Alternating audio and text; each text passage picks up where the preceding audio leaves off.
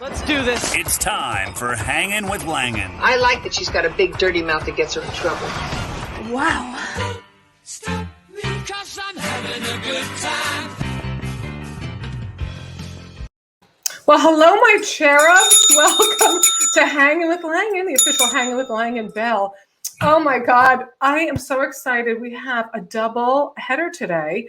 I'm Marilyn Dash. I went to high school with her. She is a pilot, and she's going to join me in just a moment. There's so much to talk about women in aviation. A lot's happening on the national level to get women involved in aviation. So they say. She knows all the dirt on that. And then following that, I have a woman named Beth Dolan joining me. She is a film director, and she has a really, really important and powerful film called A Stranger at Home, and it's about the lack of care for our veterans in their mental health. It's really fascinating stuff, and it's important stuff, and you better listen. Don't make me hit you with a wooden spoon. But first, all my shows here on Hanging with Langan, you know that they are free. I bring my gifts and talents to you at no charge. But what we are doing too, if you are so inclined, we're doing a pay what you can at PayPal or Venmo at Mo Langan. Just pay what you can, chuck a buck, whatever. Keep me from getting a blind dog and sitting on a street corner at a red light. That's all. That's all we're doing here. And please consider joining Patreon. You get all the backstage chats, and I'll get you Don't Make Me Hate You t-shirt at a certain level. And you can also get the Don't Make Me Hate You t-shirts, masks, all that at MaureenLangan.com. I have to show you something. Look what my niece made me. She's a freshman at the University of Pittsburgh, and she embroiders. I guess it's like Little House on the Prairie. But she's really talented, and she made me a Hanging with Langan official tote. And she does caps and sneakers and all of it, denim, jackets. So go check out her work at Sophisticated. Get it? Abby Langan, Sophisticated on Instagram. Got to support the gals working hard. All right. So we're going to take your comments. We want to hear from you today.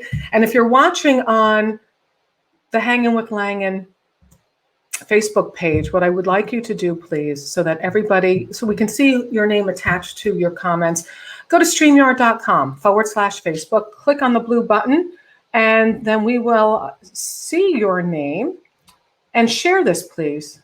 That's all I ask of you. Please share this so that people can watch. That's how we build the numbers. That's how we get people involved in the show. So it's up to you.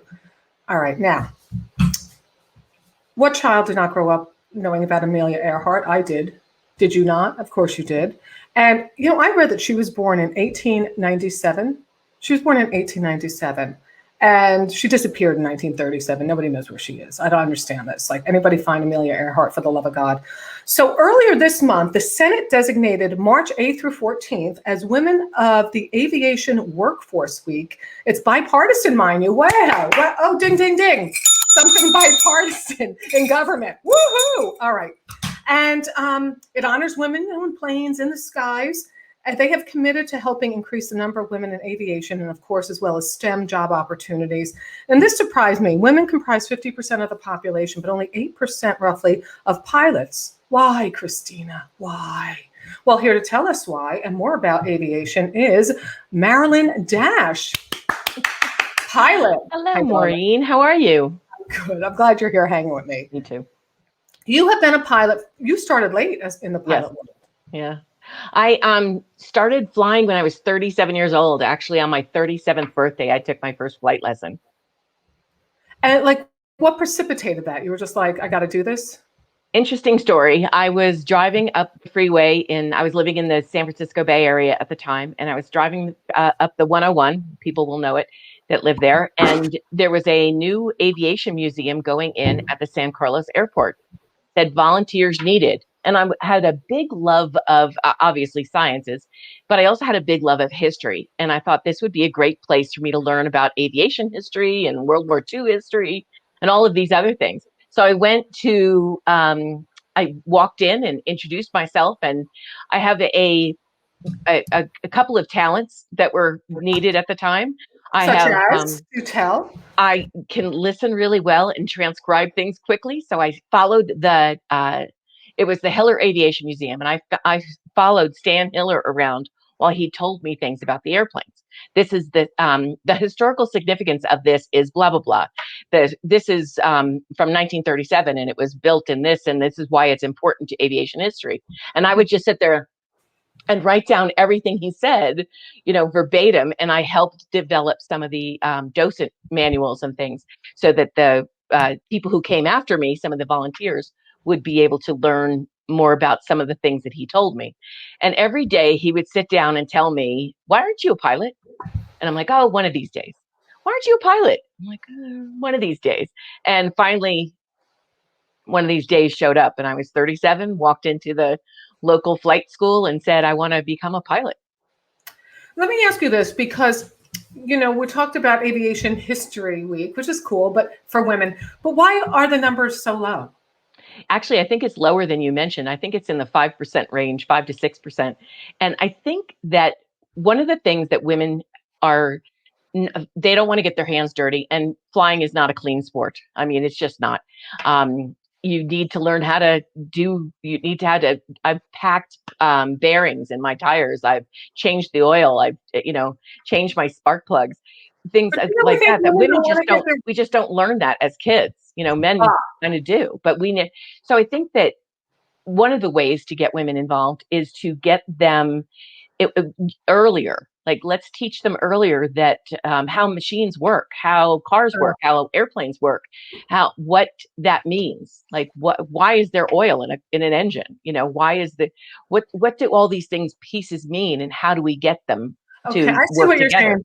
Because I was going to say, well, there's plenty of women who don't mind getting their hands dirty and working hard. But what you're saying is it starts at a young age where maybe you're teaching your son how to change oil in the car, but not your daughter. Right. Absolutely. And I didn't know it. I didn't, the lefty loosey, righty tighty. I didn't know that till I was like 40 years old. Marilyn, I know. I mean, and it's something I should use every day, but I never, even when you're putting the faucet on outside to water the plants, like righty tighty. Oh, there you go. But it's something that is ingrained in people when they just grow up with mechanical things. But we just never learn that. Well, I did go fishing with my brothers and my father, but I hated catfish. I just didn't like when I caught a cat. I'm like, all right, somebody else get the freaking catfish off the line. But I had no problem with the worms. It's so funny. Well, you know what, too? One of my brothers, my niece, who embroidered the Hanging with Langan tote. A beautiful tote. She's so good. She's so talented. Fun, heart, smart. That's our logo here. She is studying architecture. And my brother had her redo her bedroom, learn where the studs go, learn what you need to do in the flooring and how you. Right. I mean, she did how to put in the lighting. So how does it all fit together? Right. You know what I mean? That's really where the point comes in. So, okay. So you're talking about it, and you also talk about, I've read some articles, you've written a bunch of articles on this, about women also, girls needing mentors. Yes, and I think that they're almost afraid to ask for them. Like, men just seem to just garner mentors, like the coach and the high school coach, or the shop teacher, or, the neighbor down the street who's rebuilding a GTO or something. They just kind of like gravitate to it. But women don't seem to do that. And I don't think that older women like myself, we don't reach out to young girls as often. And so one of the things that I did is, when I was at the Reno Air Races, I raced for almost 15 years there. And I had people donate Barbies that were barnstorming Barbie, Air Force Barbie, astronaut Barbie, all these aviation themed Barbie dolls. And I would have the girls, if they would pay attention and answer the questions that I talked to them about the airplane, if they could answer the questions, I'd give them a present of the aviation themed Barbie. And I kept one of each for myself, for my Barbie collection. Okay, let me tell you this. My Irish mother would not let me play with Barbies growing up. I wasn't allowed to play with them. If they had an aviation themed Barbie, it would be perfect. Right. Or right behind me, I have a Rosa Parks Barbie. I had no idea they made a Rosa Parks Barbie, but somebody... They didn't when we were young. No. They do now. Right? Of course now. Because when I was growing up, my mother's like, I don't want you playing with a doll with them boobs. It's not right for a little girl to play with dolls with boobs. I mean, Irish Catholic. But You used to race, or you do race? Talk to me I about that. raced for about 15 years, and it's I was a biplane racer. In the picture that was on the front cover is of me in my race plane. Please And stand by. Let's show the covers. Maureen Langan's okay. prepared. I do my own tech. Look at that. There she is. How I cool. love that. Picture. Everybody laughs at my my sunglasses. I still have those sunglasses. Well, you have to be chic in the skies, Marilyn Dash. I think so. Come on. You never know who you might meet. I don't know who's up there. But So I raced up until 2017, and for the past few years, I've been doing the announcing. So I'm the girl with I do the internet feed, the live internet feed of the races, and I do the live in front of the crowd as well. So I go back and forth between the booth. That sounds way cool. So if people want to follow you, they can go to Instagram, Marilyn.Dash, Twitter, Dasher4, and Facebook, Dash for Life Coaching, which we'll get to in a minute. Mm-hmm. But that must be exciting how do people find out about you? Post it on your social media when you're going to do these races, or voice them, or the race we have the Reno Air Races is always in September. Of course, we skipped last year for the COVID, but we're back again this September. It's usually the second weekend in September, and when I was racing, we had 150, 200,000 people would show up for the last weekend of the races. It's a week-long event. It's huge here in the Reno, Tahoe area. And then we are putting on races. We're working on a race in Texas. I've been to China. I've been to Wuhan, China, to put on the first air race ever in China. And yep, of all people. Take their mind off of things over there in Wuhan, Well, this was before. They had the troubles. So, right. But my group, the International Formula One group, is we've done. What is it called? It's an International Formula One air racing, pylon air racing. We've done races in Spain, Tunisia, Thailand, China, and we're putting on. We're looking at doing like a United States tour. And where's Amelia? Does anybody know where Amelia is? No.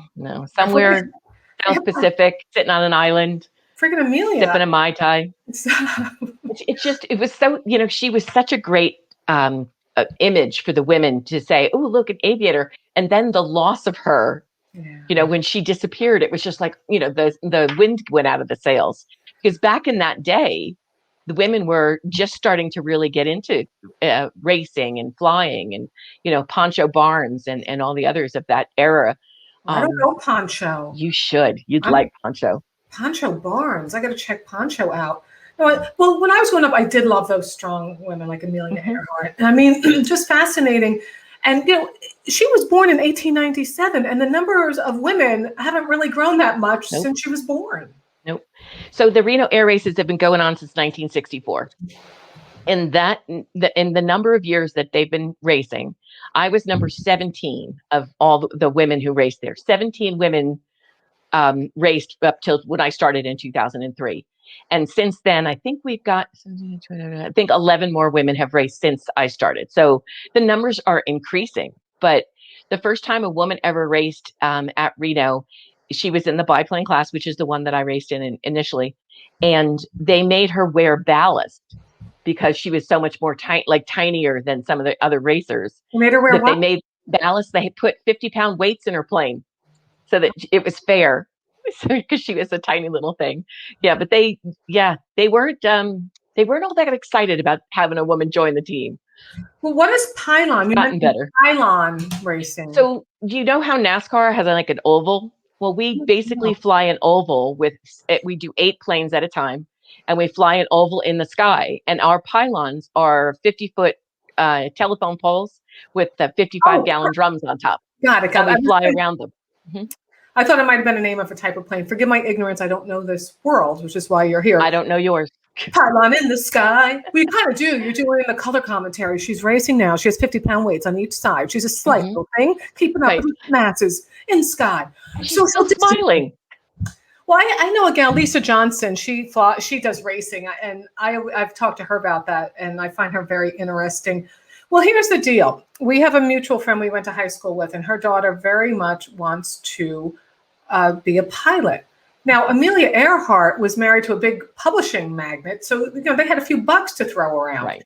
How does a young woman today or a 37-year-old woman who may not have the financial means. Like, it's expensive, isn't it, to become a pilot? Right. Yes. Oh, yes. So yeah, that's where most of my money goes to. So what I would recommend is to look into, there's an organization called the 99s, which is the one that was started by Amelia Earhart in her era. It's called the 99s. And they have that organization and the Women in Aviation group. They both have scholarships that they can apply for. Local groups, your local airport might have a Women in Aviation type scholarship, and she should just apply for those. And there's always the option of the military. There's always, they love women pilots right about now. So, we're finally broke that glass ceiling, and we're increasing ranks with them. But if she wants to stay civilian, I would look into those types of scholarships. Thank you. That's really helpful. That's very helpful. And is there an age limit? Well, there's not an age limit, right? No. There's a young limit. Like you can't solo an airplane until you're 16 or 17 years old or whatever, which I didn't have to worry about that limit. But the top limit, there's the worst thing is the insurance requirements. So as you're, a 90-year-old pilot might have to pay a little bit more in insurance. So. I think. Yeah. My guest is pilot Marilyn Dash. And earlier this month, March, it was designated, there was a week by the Senate designated a Women in Aviation to bring more awareness to that, as well as STEM, and get women into fields that they haven't typically been welcomed fully into, or thought that they could. It's all such bullshit to me. Anyway, Marilyn, please stand by. We're going to come back in one moment. This is Maureen Lankett's commercial break. And then we will find out, the first time she went in the sky alone. I want to know if she almost puked in a corner. I got to know all of this. But you can't puke in the sky. I'll come back. Don't spit into the wind. Jim Croce told me that. All right, stand by, please. Marilyn, we'll be right back.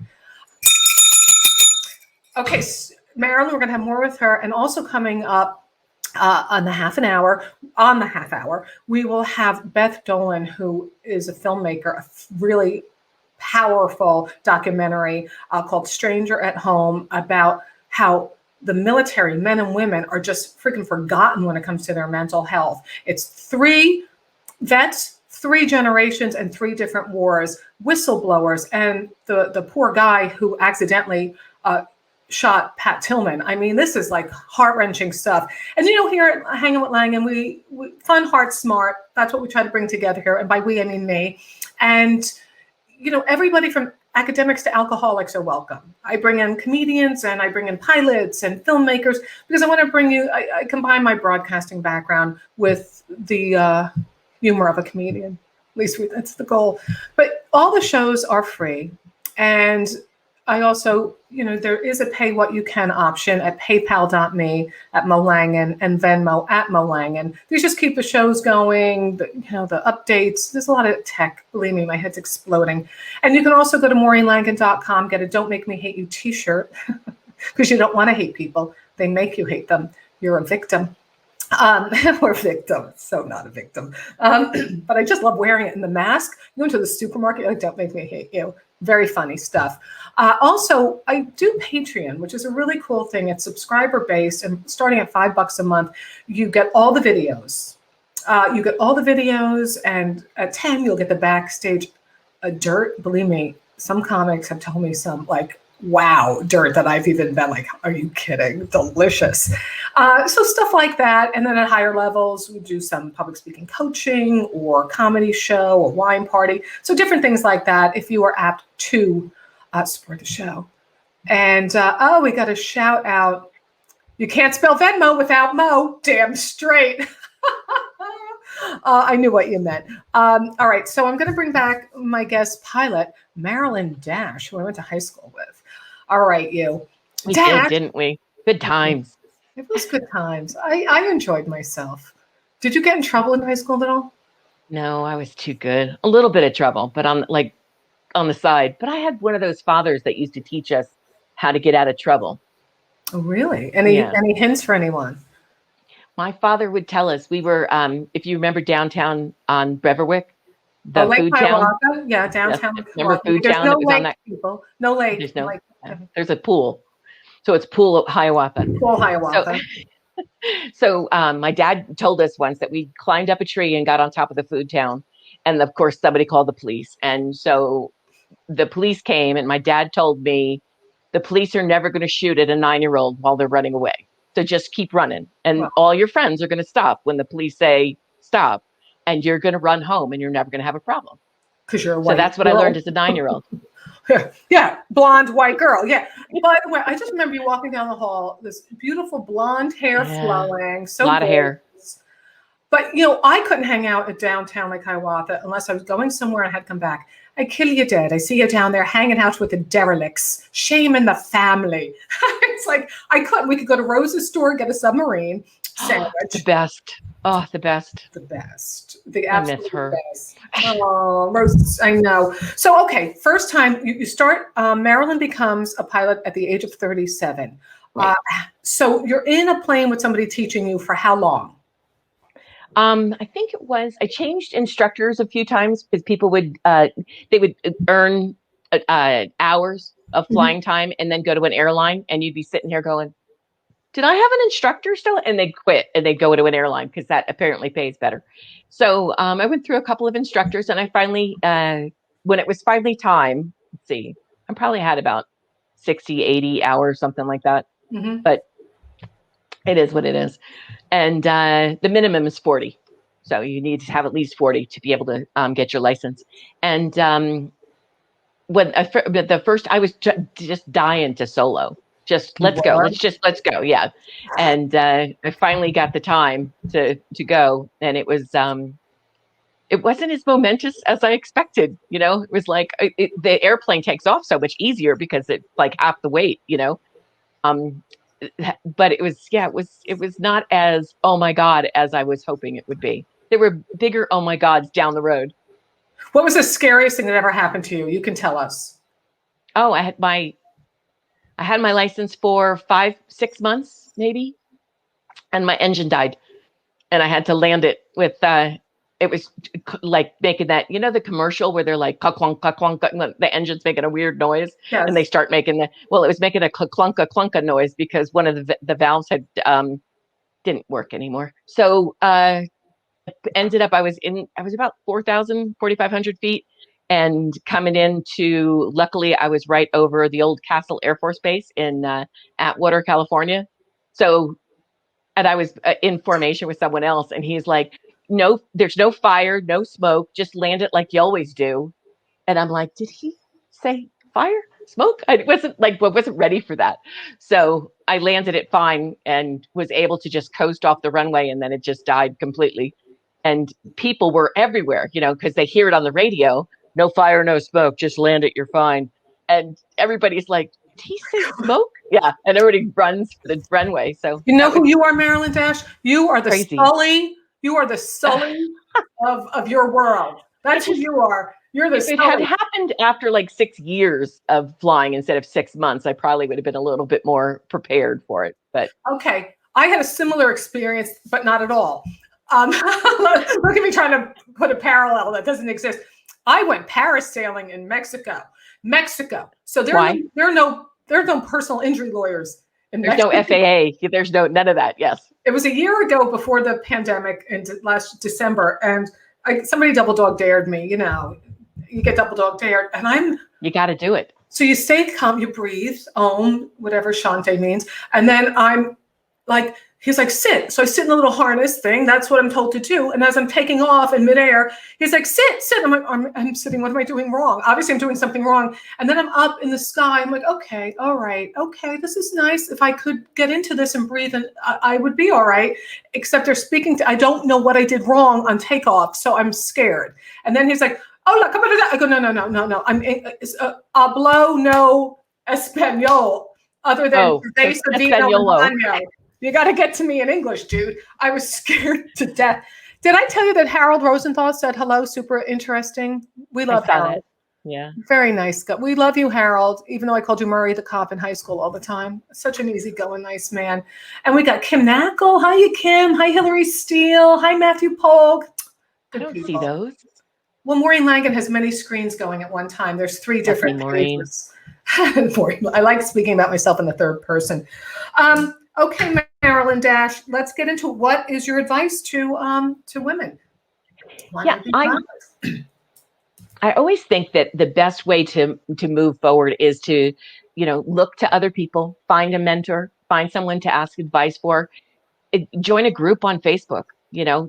All of those things are available to you. Another good thing is to go to the airport. Go to the airport and sit at the local. Usually they have a bench, or they have like a restaurant, or they have a terminal. Go to don't go to Newark Airport, but go to the little one down the street, the San Carlos Airport, where I learned to fly, and just hang out there and ask questions. People would love to help you. People will take you by the hand and lead you if you are respectful and interested, and don't check your phone in the middle of a moment when some World War II veteran is telling you a great story about getting shot down over France. Put down your phone and listen to them respectfully, and they'll tell you anything. They'll do anything for you. So those are kind of my hints for young people who are interested in getting into this. Put yourself out there. There's in New Jersey, there's Teterboro Airport. Poor John F. Kennedy Jr. I mean, he shouldn't have, well, whatever. That's where he flew out of, I think. Mm-hmm. There's Fairfield. There's one in Fairfield. I was just going to say there's one in Fairfield. There's one in Somerset somewhere, Franklin. There's one in Andover. They're all over the place. Isn't there a small one too by Morristown? You guys, for those of you not Morristown, a Memorial. Like, there's a great airport in Morristown. Well, I say this because I think what you're saying is really smart. Like, I can't stand it. Like, you go somewhere and it's this. You're talking to someone and it's respectful to hear them. That's like the best advice, because when somebody feels respected and heard, they'll help you. Okay. The person who was one of my first mentors and one of my instructors, he used to always tell me, he goes, I will teach you anything as long as you're there, you're present, and you're paying attention, and you're giving me feedback. The minute you pick up your phone, I'm gone. Fair enough. Yep. Bedminster too. Yep. There's one in Bedminster. This is all Jersey stuff. They're all over the place. Yeah. They're everywhere. They have airports everywhere. Isn't that crazy? Hey, are you doing some public speaking these days? What are you doing? A lot. Yeah, a lot. You? In fact, I'm speaking tomorrow night at the Hiller Aviation Museum, my alma mater, as I look at it, and I'm doing Reno air races and the future of air racing is going to be my topic tomorrow. I've done a lot about the women of aviation, the women of air racing. I've done a lot on the Reno air races. I spoke at a keynote right before went into lockdown last year, and I think it was 2,100 people, and they're all in the aviation business.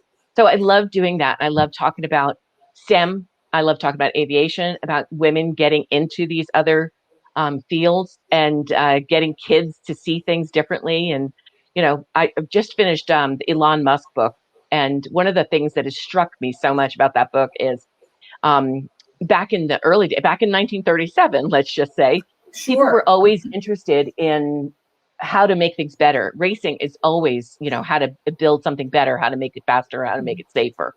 And now we're all worried about getting clicks. How many clicks did I get on Instagram? How many likes did I get?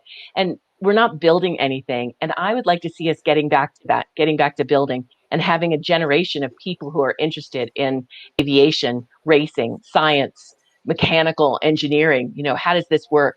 Did you see the thing the other day on robots on the Boston company? I was like mesmerized by these robots. We need more of that. We need more robots. We need more robots. But I'll tell you, Marilyn Dash, no, I'm kidding you. But it's funny because everything is about social media, and I sometimes I got to just get off of it and go for a hike or just download. Go walk the dog. Yes, something. My dogs are dead, but I go to the neighbors and say, "Can I walk your dogs?" I'm not even joking. I'm like, "Can I take your dog? I'll take your dog hiking with me. I have a dog here. The woman's I have mine. She's right behind me. Yeah, this is I have a stranger's dog. No, I have the neighbor's dog. But you know what it is too? Somebody's like, Maureen, you got to be on this platform. You have to be on this other platform. I like growing this show. This is good. Or when you're performing or you're doing a talk, you want people to know and support. But somebody goes, oh, you got to get on this other platform. I go, I am so tired of liking people I hate.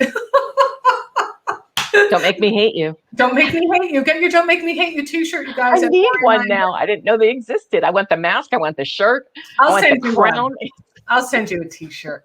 I'll send you one. I want to. But, I just want to give a shout out and stay with us because Beth Dolan is going to join us. And she is a filmmaker, a documentarian, and her film is Stranger at Home about she highlights the military and their personal stories, and it's riveting.